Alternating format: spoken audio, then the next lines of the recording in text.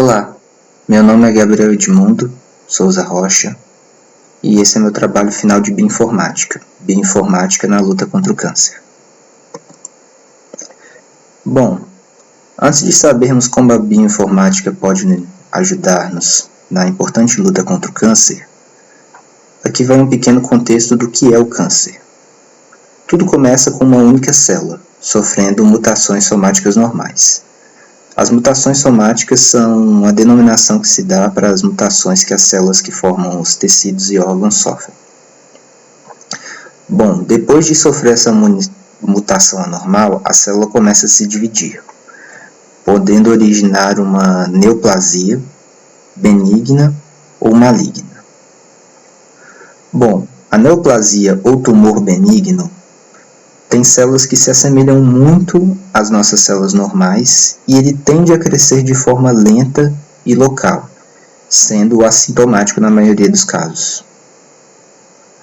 Bom, já o maligno, ele cresce de maneira rápida e desordenada, podendo se espalhar para outras áreas do corpo.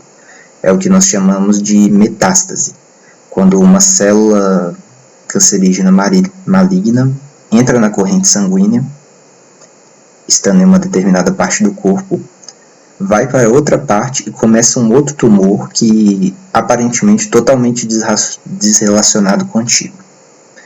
E isso é o câncer propriamente dito. A metástase benigna não é considerada... O tumor benigno não é considerado câncer. Bom, e como a bioinformática pode nos ajudar? Essencialmente eu escolhi 3 coisas. Ela pode sequenciar o genoma do câncer, no caso das células cancerígenas, para identificar certos padrões de mutação, as chamadas assinaturas mutacionais do câncer. Ela pode comparar as expressões e estruturas conectivas de 2 genes, para checar se um certo gene se relaciona com um gene que sabidamente influencia o câncer. E ela pode também correlacionar certas mutações cancerígenas a drogas-alvo a serem administradas. Bom, os dados que nós utilizamos, os dados que a bioinformática utiliza para ajudar na luta contra o câncer são bancos de dados de mutações cancerígenas conhecidas, para comparar com a de cada paciente específico, uma comparação entre um gene desconhecido e um associado à doença, como eu já tinha mencionado antes, e interação entre proteínas e metilação do DNA. Basicamente, a metilação do DNA é a adição de um grupo metil ao DNA. E, basicamente, ela pode ser transmissível e retirável logo depois, sem você conseguir distinguir qualquer mudança.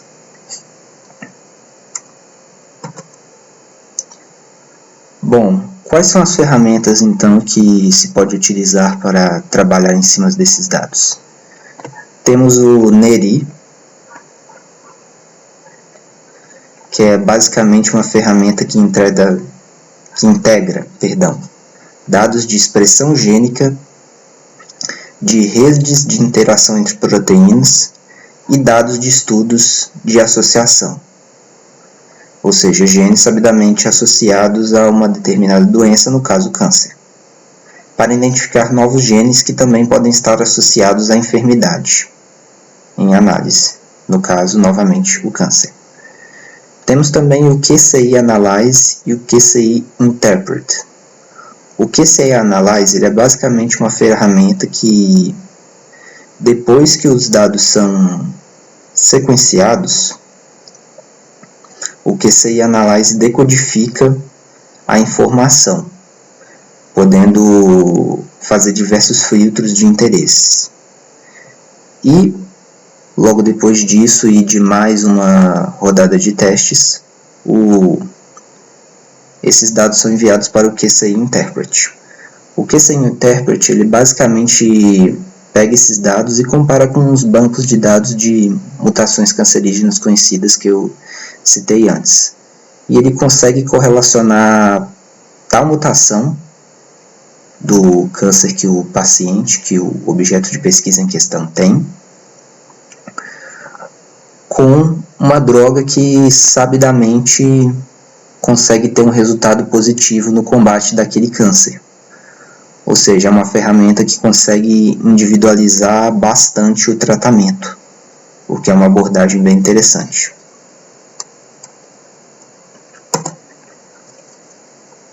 Bom, a interpretação de resultados obtidos. Vamos começar falando dos níveis de metilação e sua relação com o câncer. É proposto que a hipermetilação, ou seja, uma metilação exacerbada, pode facilitar o desenvolvimento de câncer ao silenciar genes supressores de tumores, fazendo com que fenótipos cancerosos tenham menor resistência dos mecanismos de defesa celulares intrínsecos e, de maneira mais global, do sistema imunológico. Já a hipometilação, ou seja, pouca metilação, impede que os genes oncogênicos, ou seja, os genes cancerígenos, sejam devidamente silenciados, facilitando o desenvolvimento de quadros cancerosos. Temos também o nível de correlação entre o gene relacionado à doença e um outro qualquer. Bom, quando nós temos um gene com função desconhecida, podemos comparar as associações e a expressão gênica desse gene desconhecido com um gene sabidamente relacionado a alguma doença, nesse caso, novamente, o câncer. E quanto maior o grau de similaridade de expressão e de relações da vizinhança, mais nós podemos afirmar que, provavelmente, esse gene novo com função até então desconhecida também tem um papel no desenvolvimento de câncer. E podemos fazer comparação de sequências gênicas para administração de drogas de tratamento, ou seja, se pega o dado do genoma cancerígeno do paciente, do objeto em questão, compara com o banco de dados e você consegue achar uma droga ministrável para combater aquilo. E no caso do... Espera um pouco, vou voltar ao slide.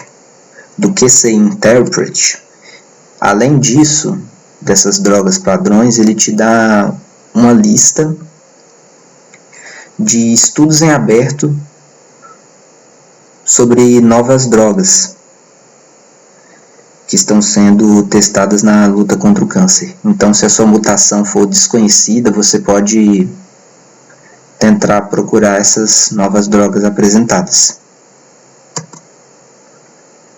Bom, a conclusão. A bioinformática é uma área cada vez mais importante no combate do câncer. Os algoritmos processam um volume de dados muito grande, porque as sequências, enfim, podem ser enormes. E com isso ajudam a identificar padrões que podem ser usados no tratamento, prevenção e acompanhamento do câncer.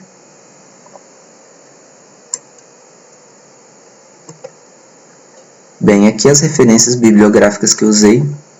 A referência final é interessante porque é um vídeo no YouTube que basicamente mostra a evolução de um tumor, desde a primeira célula cancerígena no dia 1 até ele se tornar uma massa disforme que agride todo o resto dos tecidos e órgãos. Bom, no mais é isso e até mais.